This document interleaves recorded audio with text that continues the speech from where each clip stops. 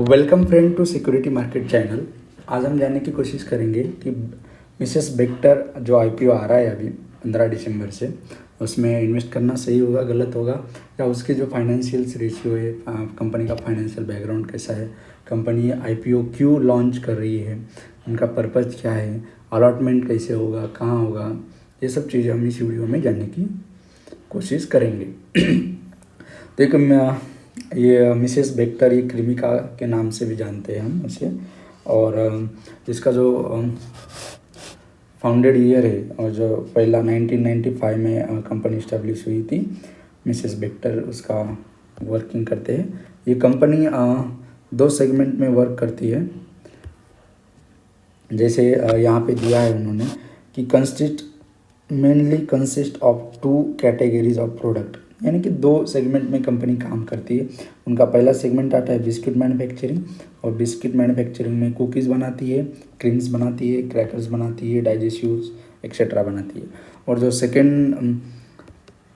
Second था उनका, जो कंपनी का प्रोडक्शन, वो बेकरी प्रोडक्ट में आता है। उसमें वो breads, buns, pizza, bases, cakes and ये सब चीज़ें बनाती है। तो ये कंपनी यानी कि कंपनी है जो 2 सेगमेंट में वर्क करती है। और वो दो सेगमेंट कौन से है? तो पहला वाला सेगमेंट है बिस्किट में कंपनी वर्क करती है, बिस्किट मैन्युफैक्चरिंग, और सेकेंड वाला जो है वो बेकरी प्रोडक्ट में करती है, बेकरी प्रोडक्ट। ओके, ये कि 2 मेजर मैन्युफैक्चरिंग है कंपनी के। उसके अलावा अगर आप देखोगे तो कंपनी का जो वर्किंग स्टाइल है, वो कंपनी ज़्यादातर नॉर्थ इंडिया में कंपनी वर्क करती है। प्रीमियम बिस्किट सेगमेंट उनका नॉर्थ इंडिया में ज़्यादा, उनका कंपनी का जो भी सेक्टर है, एरिया है बिजनेस का, वो नॉर्थ इंडिया में ज़्यादा है। और उसके अलावा अगर आप देखोगे कि कंपनी का जो सबसे मेन सेगमेंट है वर्किंग का और प्रोडक्ट डिलीवरी का, दिल्ली एनसीआर आएगा, मुंबई आएगा और बेंगलोर आएगा। ये 3 मेट्रो सिटीज़ में वो कंपनी वर्क करती है। ये भी कंपनी के प्रोफाइल के लिए एक अच्छी न्यूज़ है या अच्छी प्रोफाइल है कंपनी की। उसके अलावा अगर हम देखेंगे तो कंपनी बिस्कुट बनाती है, लेकिन कंपनी कितने टाइप्स ऑफ बिस्कुट बनाती है? तो पूरे 384 टाइप्स ऑफ बिस्कुट कंपनी बनाती है। तो ये एक बड़ी स्ट्रेंथ है उसके पोर्टफोलियो में कंपनी के। और बेकरी सेगमेंट में अगर आप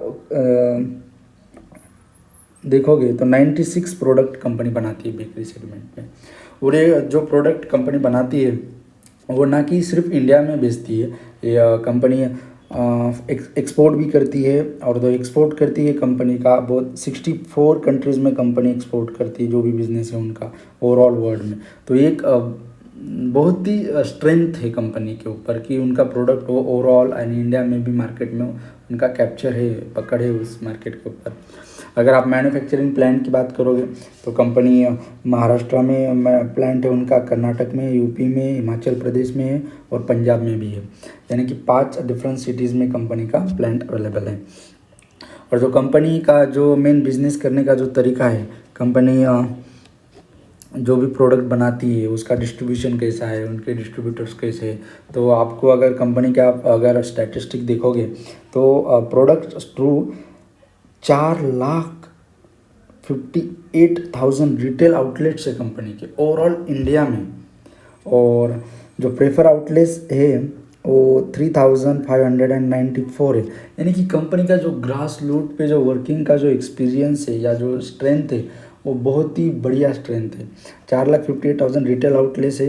कंपनी का टाइप डोमिनोज से है, रिलायंस रिटेल से है, और उसके अलावा कंपनियाँ पिज़्ज़ा हट में भी काम करती है। यानी कि कंपनी का जो मैन्युफैक्चरिंग प्रोडक्ट होता है वो सिर्फ एक सेगमेंट में ना होकर डोमिनोज में भी काम करती है कंपनी। उसके अलावा पिज़्ज़ा हट में काम करती है, जो सप्लाई चेन देती है उनका। उसके अलावा रिलायंस रिटेल में भी कंपनी काम करती है। ये 3-4 सेगमेंट में कंपनी वर्क करती है। उसके अलावा हम देखेंगे तो और भी कंपनी के जो स्ट्रेंथ है, कम्पिटिटिव स्ट्रेंथ क्या होते हैं कंपनी के, तो सबसे पहले आता है कि bakery product and biscuit manufacturing में लीडिंग है नॉर्थ इंडिया में उसका। उसके अलावा वेल डाइवर्सिफाइड पोर्टफोलियो कंपनी का। कंपनी के पास मेजर सर्टिफिकेट है like BRC, US FDA and FFSC। और जो अभी डिस्कस किया, कंपनी का जो आउटलेट है 64 कंट्रीज़ में है। उसके अलावा कंपनी का जो नेटवर्क है, जो हमने अभी देखा कि 4,58,000 उसके आउटलेट्स, रिटेल आउटलेट्स, ये भी कंपनी के पोर्टफोलियो में एक सबसे अहम भूमिका निभाते हैं। तो ये हो गया कंपनी का ऊपर से जो भी था, कंपनी क्या बनाती है, कैसे बनाती है, कितने प्लांट है, कहाँ आउटपुट करती है, और सर्टिफिकेट कौन कौन से है, नेटवर्क कैसे है, और सबसे मेन बात आती है कि अभी की फाइनेंशियल कैसा है कंपनी का।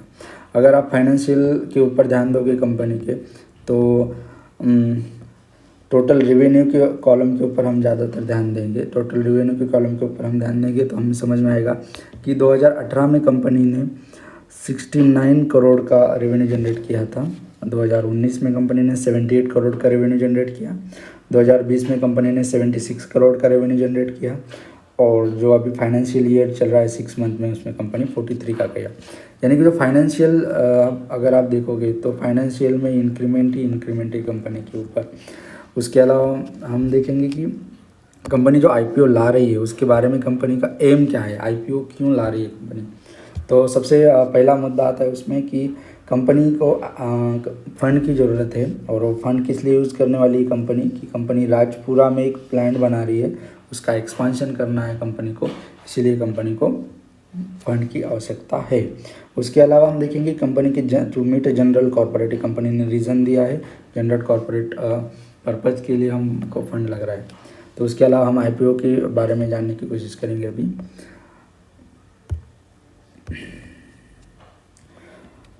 ओपनिंग डेट है 15 दिसंबर, क्लोजिंग है 17 दिसंबर को आएगी। जो इशू लगेगा जो IPO का, वो उसकी फेस वैल्यू है 10 रुपीज़ पर इक्विटी शेयर्स, यानी कि अच्छा है। IPO का आप 2 कॉस्ट पे ऊपर IPO के लिए अप्लाई कर सकते हो, 268 और 288 के ऊपर। उसके अलावा एक लॉट में कितना शेयर्स होगा, तो 50 शेयर्स आएंगे एक लॉट में, यानी कि 50 इंटू अगर आप 288 से बाय करते हो तो जो भी अमाउंट आएगा वो आएगा। आगे हम नेक्स्ट देखेंगे।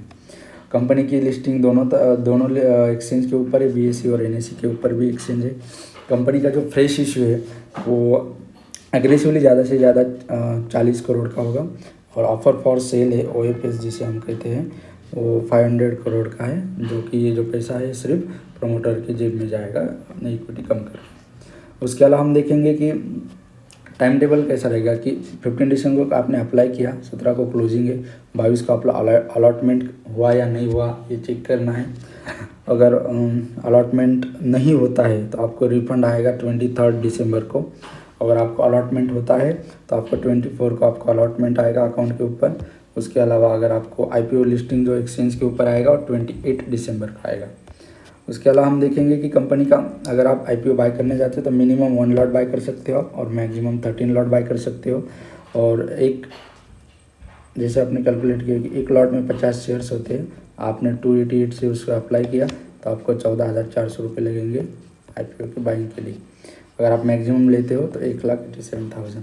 जो प्रमोटर्स होल्डिंग है 52% प्रमोटर्स की होल्डिंग है इसमें, यानी कि तगड़ा प्रमोटर्स का उसमें कंट्रोल है।